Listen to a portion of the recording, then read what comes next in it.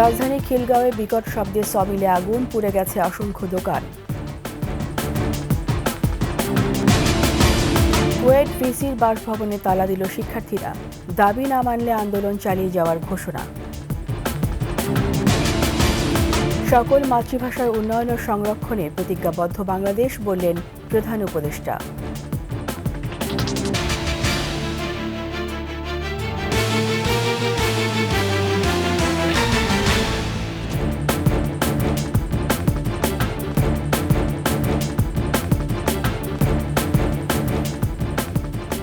শুনছিলেন সংবাদ শিরোনাম। আমন্ত্রণ ২১ সংবাদের সাথে আছি রীতা চৌধুরী।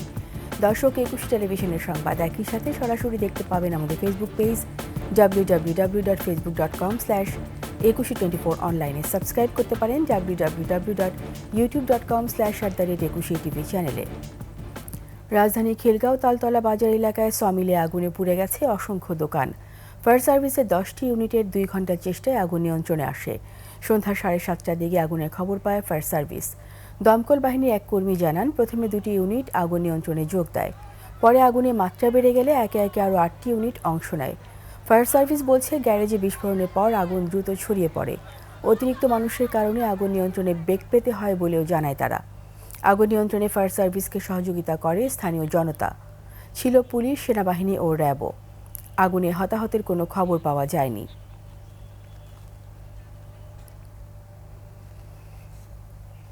6 দফা বাস্তবায়নের দাবিতে খুলনা প্রকৌশল ও প্রযুক্তি বিশ্ববিদ্যালয়ের ভিসি প্রফেসর ডক্টর মোহাম্মদ মাসুদের বাসভবনে তালা লাগিয়ে দিয়েছে শিক্ষার্থীরা। রাত 8টার দিকে বিক্ষোভ মিছিল নিয়ে বিশ্ববিদ্যালয়ের প্রশাসনিক ভবন ঘুরে ভিসির বাসভবনের সামনে বিক্ষোভ করার পর বাসভবনের গেটে তালা ঝুলিয়ে দেয়। পরে কুয়েট কর্নারের সামনে সমাবেশ করে তারা। এর আগে বিকেল 3টা থেকে 5টা পর্যন্ত ছবিটির প্রতিবাদ দাবিতে ঐক্য কর্মসূচি পালন করে শিক্ষার্থীরা। 18 ফেব্রুয়ারি ক্যাম্পাসে সংঘর্ষ ও কর্মসূচি পালনের বিভিন্ন ছবি প্রদর্শন করা হয় কর্নারে। শিক্ষার্থীরা বলছে, সংঘর্ষের দিন ভিসি ছাত্রদের নিরাপত্তায় তাৎক্ষণিক পদক্ষেপ নেননি। এজন্য তারা ভিসি ও ছাত্র কল্যাণ পরিচালকের অপসারণ দাবি করেন। 6 দফা দাবি পুরোপুরি বাস্তবায়ন না হওয়া পর্যন্ত আন্দোলন চলবে বলেও জানায় শিক্ষার্থীরা।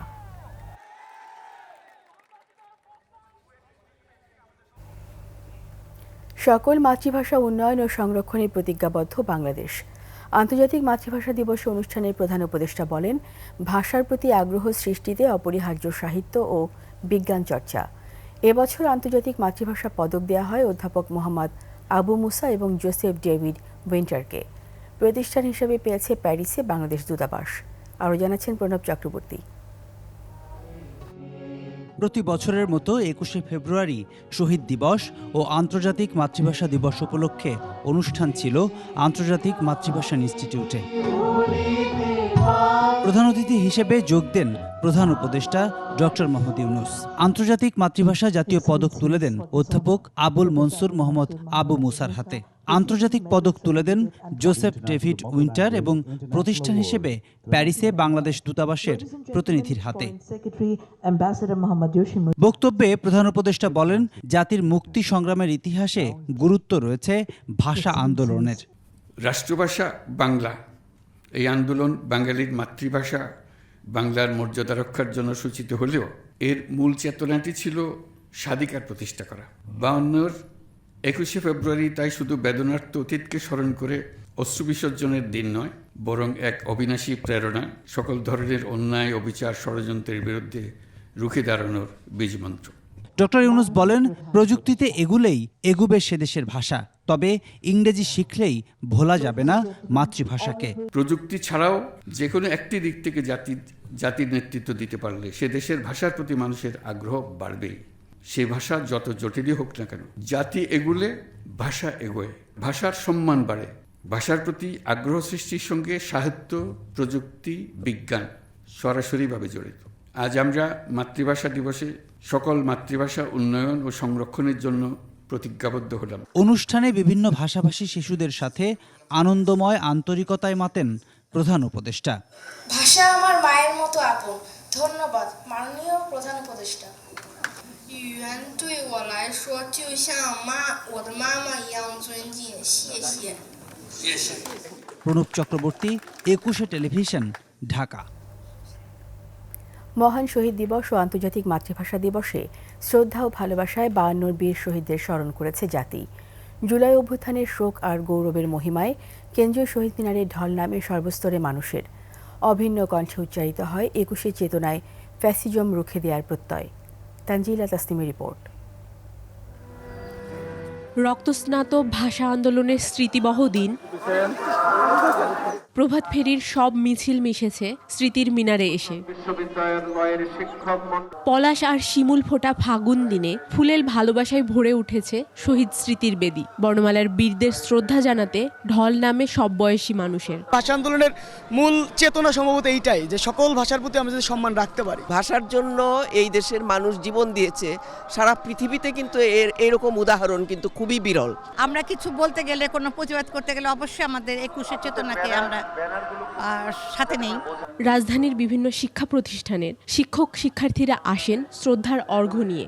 শিক্ষক কর্মকর্তাদের নিয়ে পুষ্পস্তবক অর্পণ শেষে ঢাকা বিশ্ববিদ্যালয়ের উপাচার্য বাংলাসহ বিভিন্ন আদিবাসী ভাষার মর্যাদা রক্ষার বিষয়ে কথা বলেন। কোনো নির্দিষ্ট ভাষার বিষয় নয়, মাতৃভাষা সবার মধ্যেই জাগরুক থাকুক এবং তার জন্য আমাদের যদ্দূর সম্ভব সবাইকে নিয়ে মাতৃভাষা রক্ষার প্রতিটি আয়োজনে আমরা শরিক হতে চাই। মায়ের ভাষার জন্য রক্তঝরা 21 ফেব্রুয়ারি পেয়েছে আন্তর্জাতিক মাতৃভাষা দিবসের স্বীকৃতি। শহীদ মিনারে তাই দেখা মেলে ভিনদেশি ভিনভাষী মানুষেরও। I really love the way how you fight for your language. Famous day, yeah, I think it's very important for you, and respect from Russia. বিভিন্ন সামাজিক, সাংস্কৃতিক ও রাজনৈতিক সংগঠনের নেতাকর্মীরা শ্রদ্ধার ফুল নিয়ে আসেন শহীদ বেদিতে। তাদের অভিন্ন কণ্ঠে উচ্চারিত হয় নতুন এক বাংলাদেশের স্বপ্ন।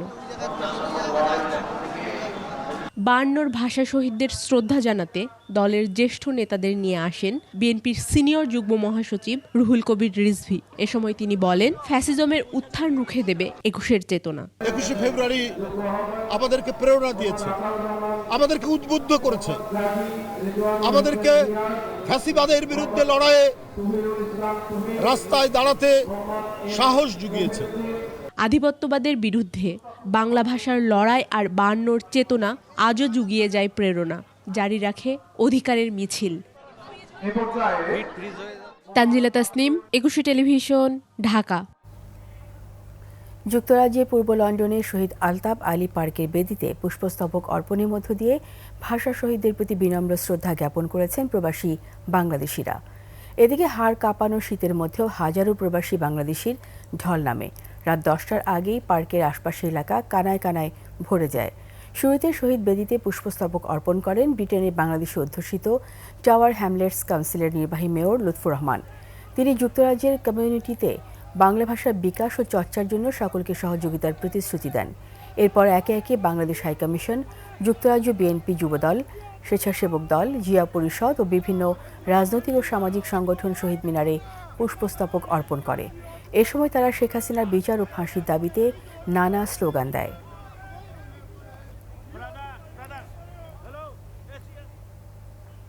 মাত্র 2 মিনিটের মিশনে পরিচিত জনের হাতে খুন হন চীনা নাগরিক ওয়াং বু। খুনিরাও চীনা নাগরিক বলে ধারণা পুলিশের। তারা বলছে 2 খুনি থাইল্যান্ড পালিয়ে গেছে। এই ঘটনায় জিজ্ঞাসাবাদের জন্য একজনকে আটক করা হয়েছে। আরও জানাচ্ছেন দীপু শিকদার। উত্তরা 14 নম্বর সেক্টরের 16 নম্বর সড়কের এই ভবনের একটি ফ্ল্যাটে বুধবার গভীর রাতে খুন হন চীনা নাগরিক ওয়াং বু। ভবনটির সিসিটিভি ক্যামেরার ফুটেজে দেখা যায় বুধবার রাতে 2 চীনা নাগরিককে সাথে নিয়ে ফ্ল্যাটে গিয়েছিলেন ওয়াং বু। আর রাত 12টা 10 মিনিটের দিকে ওই ভবন থেকে দৌড়ে বেরিয়ে যান সন্দেহভাজন খুনিরা। পরে একটি সাদা গাড়িতে উঠে দ্রুত পালিয়ে যাওয়ার দৃশ্য ধরা পড়ে। 9 বছর ধরে বাংলাদেশে পাথরের ব্যবসার সাথে যুক্ত ওয়াং বু 1 মাস আগে এই ফ্ল্যাট ভাড়া নিয়েছিলেন। আর ভবনটিতে আরও কয়েকজন চীনা নাগরিকও বসবাস করে বলে জানান ভবনের নিরাপত্তা কর্মী। যে মারা গেছে উনি 1 মাস আগে এটা ফ্ল্যাটটা ভাড়া নিয়েছিল আর কি। ভাড়া নেওয়ার পরে 2 দিন পরে ওনার বাবা মারা গেছে। পরে সে চায়না চলে গেছিল। চায়না থেকে আসছে এই মাস 1.5 মাস পরে আর কি, 18 তারিখে আসছিল আর কি। 18 তারিখে আসছে, পরে 2 দিন থাকছে, 19 তারিখ রাত্রেবেলা তার আর কি এরকম অবস্থা হয়েছে, মারা গেছে। বৃহস্পতিবার দুপুরে হত্যার ঘটনাটি জানাজানি হয় বলে জানান বাসিন্দারা। জানাজানি হয়েছে, আমি শুনছিলাম যে দুপুর 12টার দিকে চাইনিজরা খাওয়ার জন্য ফোন দিছিল। চাইনিজ বস আছে যে ওনারা ডাক দিছে, তারপরে মনে করেন যে হয়েছে দরজা খুলে থেকে এই ঘটনা। তারা কি করে না করে আসলে এটা আমরা কেউ জানি না। আশেপাশের লোক ভালো কারণ না, স্বাভাবিক তারা কি ভালো কাজ করে না খারাপ কাজ করে আমরা কেউ জানি না। পুলিশের ধারণা ওই দিন রাত 3:11 অভিযুক্তরা থাইল্যান্ডে চলে যান। একজনকে ইতিমধ্যে আটক করা হয়েছে, আর যে গাড়িতে যে দুজন সন্দেহভাজন দেশ ছেড়ে পালিয়েছেন সেই গাড়িটা উদ্ধার করা হয়েছে এবং সন্দেহভাজনদের রক্তমাখা কাপড় ইতিমধ্যে জব্দ করা হয়েছে। উত্তরা পশ্চিম থানার ওসি জানান হত্যার মোটিভ জানার চেষ্টা চলছে।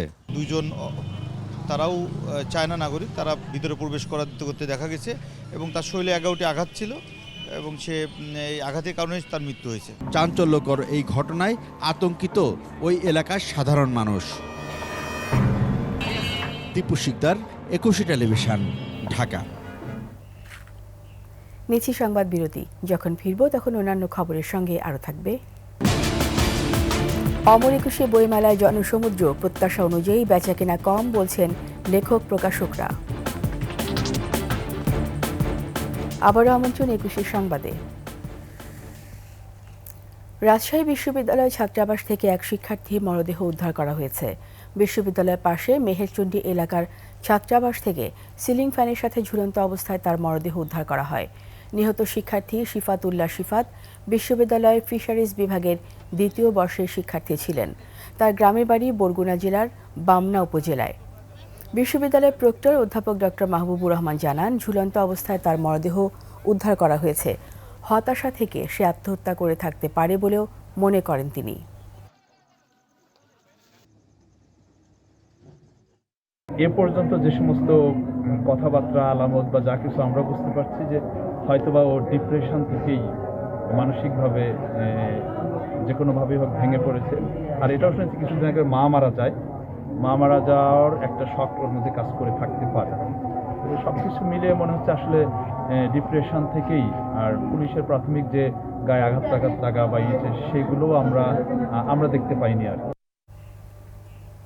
এবার অমর একুশে বইমেলার খবর।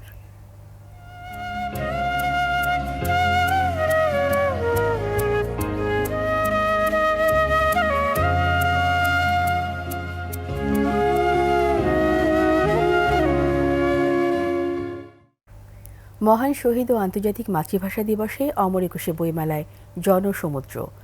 ভাষা আন্দোলন আর ভাষার ইতিহাস বইয়ের পাশাপাশি সৃজনশীল সাহিত্যেও ঝোঁক পাঠকদের। তবে লেখক প্রকাশকরা বলছেন প্রত্যাশা অনুযায়ী এবার বেচাকেনা কম। আরও জানাচ্ছেন মানিক শিকদার। অমর একুশের দিনে বাংলা একাডেমি ও সোহরাওয়ার্দী উদ্যানে মহামিলন মেলা। কেন্দ্রীয় শহীদ মিনারে শ্রদ্ধা নিবেদন শেষে অনেকেই এসেছেন প্রাণের মেলায়। সালাম, রফিক, জব্বার, এদের প্রাণের বিনিময়ে আমরা এই মাতৃভাষা বাংলা ভাষা পেয়েছি। আমি ময়মনসিংহ থেকে এসেছি। 21-এ সাদা কালো পোশাকের পাশাপাশি বর্ণিল সাজে দর্শনার্থী পাঠক বিভিন্ন স্টল, পেভিলিয়নে খুঁজে ফিরেছেন পছন্দের বই। বই মেলায় আসলে আসার চেষ্টা করি, মাঝে মাঝে আসা হয় না কোনো কারণে। কবিতার বই আমি খুব বেশি পছন্দ করি। 1 থেকে 150-র মতো বই পাঠাগারের জন্য নিতে এসেছি। দেশ, মা, মাটি কিংবা বাংলার টানে বিদেশ থেকেও বই মেলা এসেছেন অনেকেই। ভাষা এবং এই দেশের মানুষের প্রতি যে একটা ভালোবাসা, সেটা আমরা সুদূর প্রবাস থেকেও খুব বেশি অনুভব করি। খুদে পাঠকরা বাবা মায়ের হাত ধরে পছন্দের বই সংগ্রহ করতে আসে শিশু প্রহরে। আমি কিনতে চাচ্ছি এই বইটি। আমার গল্পের বই এবং ছোটদের বই পড়তে বেশি ভালো লাগে। আমার বেশি পছন্দ ভূতের বই। শিশু কিশোররা এই যে ভৌতিকগুলো আছে, তুর্য সাইকেলের যে বইগুলা, ওগুলো আমাদের স্টলে বেশি নেই আমাদের, তো ওনার বইগুলো তারা অনেক পছন্দ করে। জ্ঞান অর্জনের একটা স্পৃহা ওদের ভিতর জাগ্রত হয়েছে এবং আছে তাদের ভিতরে। নতুন আঙ্গিকে এবারের মেলা নিয়ে প্রত্যাশা অনেক বেশি থাকলেও বই বেচা কেনা কম বলছেন লেখক, প্রকাশক ও বিক্রেতারা। যথেষ্ট পরিমাণ লোকের সমাগম হচ্ছে, যথেষ্ট লোক আসতেছে, তবে বই বিক্রির পরিমাণটা মনে হয় কম। মানসম্পন্ন গুণগত মানের ভালো বই বেরোক, কারণ আলোকিত মানুষ গড়ার জন্য বইয়ের তো বিকল্প নাই। তবে আগামীতে বিক্রি আরও বাড়বে বলেও প্রত্যাশা তাদের।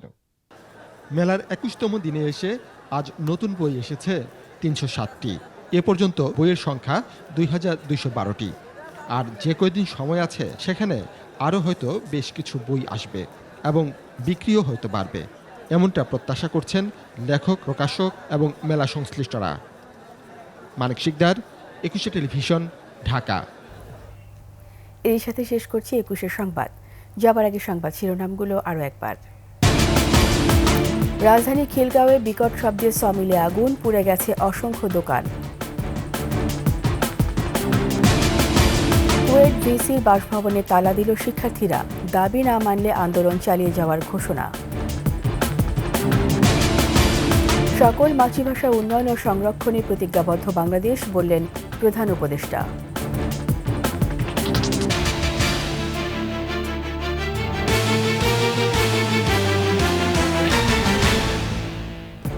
সবশেষ সংবাদ জানতে ডায়াল করুন 2024 নম্বরে আর ভিজিট করুন 21-tv.com ওয়েবসাইটে। ফেসবুকে ভিজিট করতে পারেন www.facebook.com/2124 অনলাইনে। সাবস্ক্রাইব করতে পারেন www.youtube.com/21tv চ্যানেলে। এতক্ষণ সঙ্গে থাকার জন্য সবাইকে ধন্যবাদ। পরবর্তী সংবাদ দেখার আমন্ত্রণ রইল। 21-এর সাথেই থাকুন।